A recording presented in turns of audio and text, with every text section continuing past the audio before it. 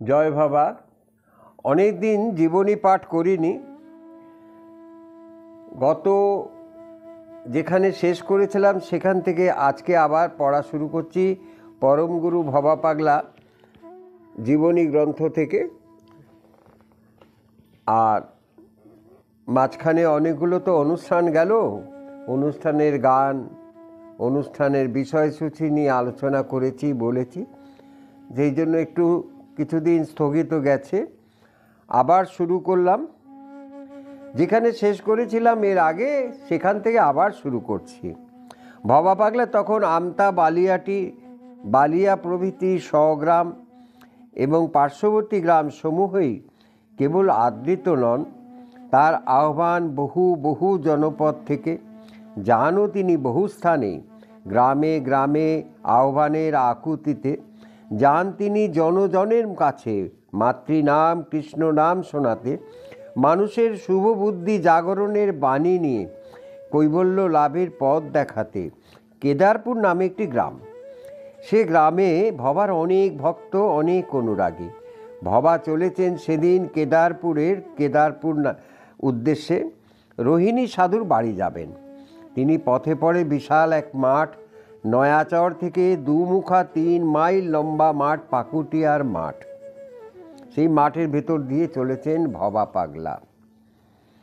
বয়সে নবীন যুবা, হেঁটে চলেছেন দ্রুত গতিতে, ঘন্টায় 10 মাইল গতি তার। গলায় পূজার মালা, 1 ছড়া নয়, কয়েক ছড়া। বুক বেয়ে ঝুলছে হাতে সোনার লাঠিটি। সোনা এবং মূল্যবান ধাতু মণিমুক্তা খচিত, ফুট 5 লম্বা একটি বাঁশের লাঠি, সিদ্ধ লাঠি। পরে এই লাঠি সম্পর্কে বলবো। মাথায় পাগলের লম্বা কেশোদাম, দ্রুত হাঁটার ছন্দে ছন্দে মাথার কেশোদাম পিঠের ওপর আছড়ে পড়ছে। গলার মালাও তার বুকে আছড়ে আছড়ে পড়ছে। আবার মুষ্টিবদ্ধ লাঠিটিরও ধাক্কা লাগছে বুকে এসে। বেলা বেশ চড়েছে তখন।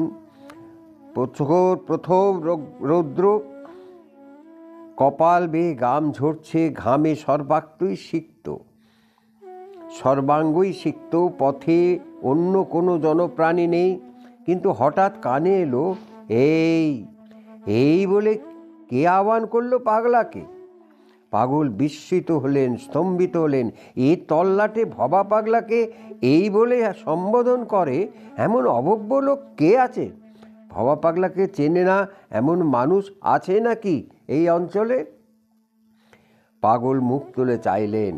সম্মুখে অতি কাছে দাঁড়িয়ে এক সৌম্য মূর্তি, মানুষের মতনই তার অবয়ব, মানবীয় ভাষাতেই কথা বললেন, কিন্তু দেবভাব পূর্ণ উপস্থিতি। পাগলের উক্তি উদ্ধৃত করে পাগল কি বলেছিলেন লেখক তমনাশ বন্দ্যোপাধ্যায়কে? আমি যখন নয়াচরের দিকে দ্বিমুখ 3 মাইল মাঠ চোখ বুজে হেঁটে যাচ্ছিলাম, মাথার চুল পিঠ পর্যন্ত, গলায় মালার ছড়া, নীল চাদর, এমন জোরে হাঁটতাম পিঠের চুলগুলি বাড়ি মারত। 10 মাইল বেগে হাঁটতাম। দুপুর রোদ। হঠাৎ একজন বলে, এই কে রে যাচ্ছিস এই দুপুর রোদে? তোর গায়ে রোদ লাগে না? আমি তাকে তা ভাই বলে সম্বোধন করেছিলাম। প্রশ্ন ছিল, এই কে রে যাচ্ছিস দুপুর রোদে? আমি তখনই উত্তর দেই, এই জংলা মানুষ, বনের পশু, বুঝবে কি ভাই আমার কথায়? জংলা বেটি, বনের প্রাণী, সে কিন্তু আমি আমার সহায়। দুপুর রৌদ্রে মাঠে মাঠে চলি আমি হেঁটে হেঁটে, সহস্রারে বেটে ওঠে ছাতা ধরে আমার মাথায়। ওই তো ছোট্ট একটু রবি, মা কোটি সূর্যের বিরাট ছবি। তারই ছেলের কথা ভাবি, ভেবে দেখো সন্ধেবেলায়। ভবা পাগলা জংলা মানুষ, তবু কিন্তু হয়নি বেহুশ। জাত গোখরো করে ফোঁস ফোঁস, সোনার লাঠি শাঁখের মালায়।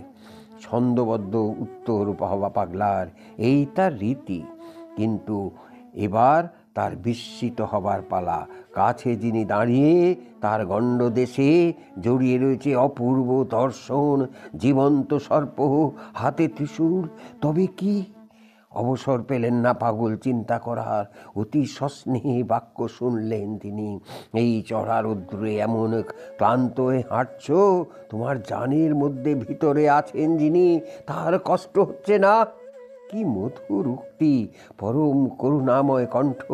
না, ওখানেই শেষ নয়। আগতর পুরুষের করুণার কি ভাব! দীক্ষা নাও। মধুর বাণী ধ্বনিত হলো করুণাময়ের সুকণ্ঠে। আগামী দিনে পরেরটা পাঠ করে শোনাবো। জয় বাবা।